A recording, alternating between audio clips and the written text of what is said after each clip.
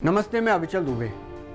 वर्तमान में हम देश में एक बड़े पहलवान का पतन होते हुए देख रहे हैं। सुशील कुमार अकेले भारतीय जिन्होंने देश के लिए इंडिविजुअली 2 ओलंपिक मेडल जीते। 2008 में बीजिंग ओलंपिक में उन्होंने 66 किलोग्राम में ब्रॉन्ज मेडल जीता और 2012 के लंदन ओलंपिक्स में उन्होंने सिल्वर मेडल इसी कैटेगरी में जीता। 2010 में वो वर्ल्ड चैंपियनशिप का टाइटल भी जीत गए। लेकिन आज उनकी ये सारी उपलब्धियां उनके कृत्य के आगे छोटी पड़ रही हैं।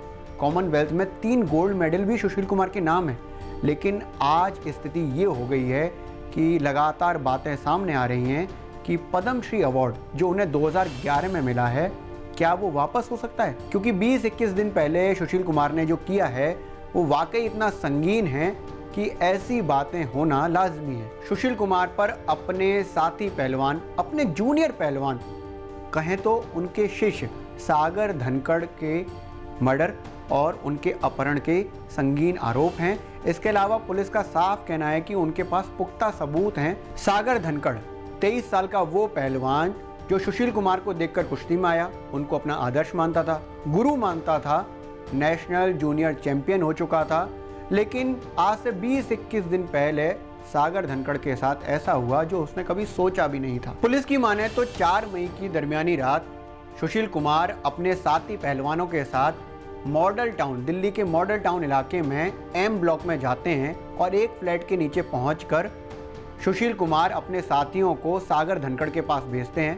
सागर धनखड़ के पास जब सुशील कुमार के साथी पहलवान जाते हैं तो ये सुनकर वो हैरान हो जाते हैं सागर धनखड़, और वो नीचे खुद ब खुद आ जाते हैं कि सुशील कुमार उनसे मिलने आए हैं। लेकिन जैसे ही वो सुशील को देखते हैं तो सुशील अपनी पिस्टल निकालकर उनको अगवा कर लेते हैं, उनको अपहरित कर लेते हैं और उनको ले जाते हैं छत्रसाल स्टेडियम की पार्किंग में।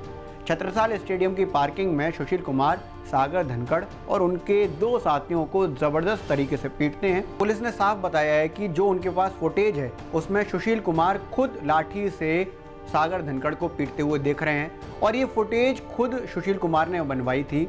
सुशील कुमार चाहते थे कि कुश्ती सर्किट में ये बात वायरल हो कि Sushil Kumar all in all हैं, वो जो चाहते हैं वो करते हैं और ये बात सबको समझ में आनी चाहिए। आखिर सुशील ऐसा क्यों चाहते थे, उसका कारण बड़ा साफ है। सुशील कुमार हमेशा छत्रसाल स्टेडियम में वर्चस्व हासिल करना चाहते थे और वो लगभग हो चुका था, क्योंकि छत्रसाल स्टेडियम के सुशील कुमार OSD थे, डिप्टी डायरेक्टर थे। सुशील कुमार पे ही जिम्मेवारी थी कि वो छत्रसाल स्टेडियम में आए हुए पहलवानों की देखरेख करें, उनके खान पान की चिंता करें, उनकी ट्रेनिंग की चिंता करें। इसलिए सुशील कुमार का एकाधिकार छत्रसाल स्टेडियम में हो चढ़ा था। दरअसल छत्रसाल स्टेडियम में वर्चस्व की कहानी काफ़ी पहले से है। सुशील कुमार के ससुर महाबली सतपाल का भी छत्रसाल स्टेडियम में काफ़ी जोर रहा है जब सुशील कुमार अपनी ट्रेनिंग हासिल किया करते थे, और उसी लेगेसी को सुशील कुमार ने आगे बढ़ाया। साथी पहलवान बताते हैं कि सुशील कुमार एक धाक में रहते हैं, एक धाकड़ तरीके से रहते हैं। वो अपनी साख इस तरह की बिल्ड करना चाहते हैं जिसमें सब लोग उनका सम्मान डर कर करें। तो 4 मई की रात को सुशील कुमार सागर धनखड़ और उनके साथियों को पीटते हैं। उनमें से एक साथी भाग निकलता है और पुलिस को सूचना दे देता है। पुलिस की आने की खबर सुशील कुमार को छत्रसाल स्टेडियम के सिक्योरिटी गार्ड्स दे देते हैं। सुशील कुमार वहां से अपने साथी अजय सहरावत के साथ भाग निकलते हैं।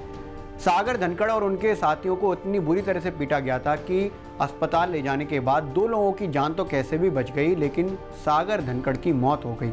सुशील और सागर के बीच की टसल का बड़ा कारण बना एक फ्लैट।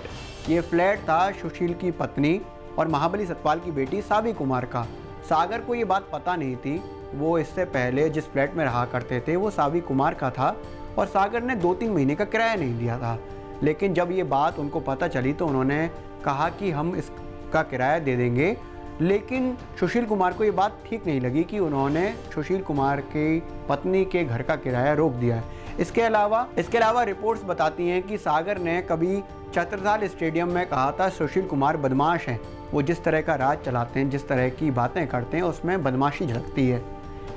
सुशील कुमार इन्हीं बातों से चिढ़े बैठे थे और 4 मई की दरमियानी रात उन्होंने सागर और उनके साथियों को बुलाकर ज़बरदस्त तरीके से पीटा। करीब 18-20 दिन सुशील कुमार भागते रहे। उनका पासपोर्ट जब्त कर लिया गया। उनकी पत्नी और घरवालों से इन्वेस्टिगेशन की गई। क्योंकि सुशील कुमार का जो कृत्य है वो काफ़ी संगीन है। इसलिए अब ये बार बार कहा जा रहा है कि सुशील कुमार से 2011 में दिया गया पद्मश्री अवार्ड छीना जा सकता है। लेकिन इसके पीछे दो वजह हैं। पहले तो ये कि जब तक चार्जशीट फाइल नहीं होती है तब तक गृह मंत्रालय या राष्ट्रपति द्वारा इस मामले में दखल नहीं दिया जाएगा। क्यों? क्योंकि इससे पहले इस तरह की बातें सामने नहीं आई हैं कि किसी को पद्म अवार्ड दिया गया हो और इस तरह का कृत्य सामने आया हो, तो कभी भी इस तरह के डिसीजन नहीं हुए हैं। हाँ, ये बात ज़रूर है और होम मिनिस्ट्री की बात माने तो ये हो सकता है कि चार्जशीट फाइल होने के बाद सुशील कुमार का पद्मश्री अवार्ड कैंसिल किया जा सकता है।